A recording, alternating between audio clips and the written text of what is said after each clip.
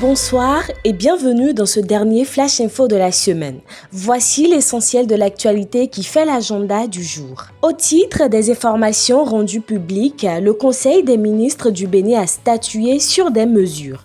Réuni en session extraordinaire ce vendredi 26 décembre 2025, le Conseil présidé par le président Patrice Talon a pris plusieurs décisions touchant au cadre de vie, au transport ainsi qu'à la défense nationale.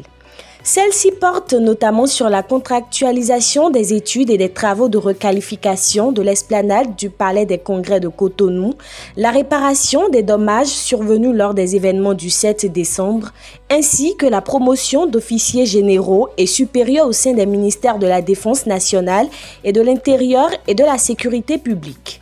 Autre actualité à fort enjeu environnemental dans la sous-région. La BOAD a annoncé l'octroi de plus de 17 milliards de francs CFA de dons au Bénin, au Burkina Faso et au Mali pour la mise en œuvre de 3 projets climatiques approuvés par le Fonds pour l'environnement mondial.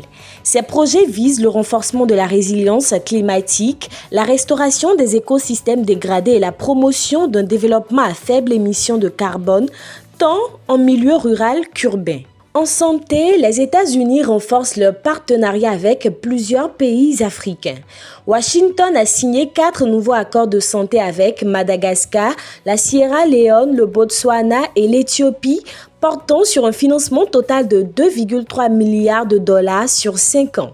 Ces partenariats bilatéraux visent à renforcer la responsabilité des États partenaires et à produire des résultats mesurables dans un contexte de réduction progressive de l'aide américaine directe. Sur le front de la lutte contre le terrorisme, une opération militaire d'envergure a été annoncée. Les États-Unis ont mené des frappes aériennes ciblées contre les positions de l'État islamique dans le nord-ouest du Nigeria.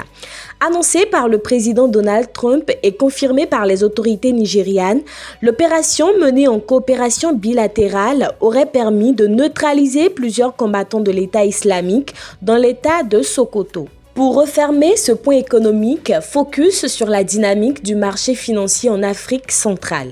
En 2025, les États de la Communauté économique et monétaire de l'Afrique centrale ont mobilisé un volume record de plus de 5 272 milliards de francs CFA sur le marché régional des titres publics selon la Banque des États de l'Afrique centrale.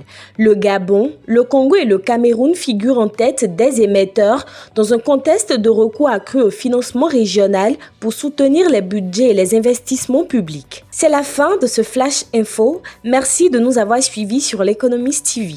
Restez connectés pour la suite de nos programmes.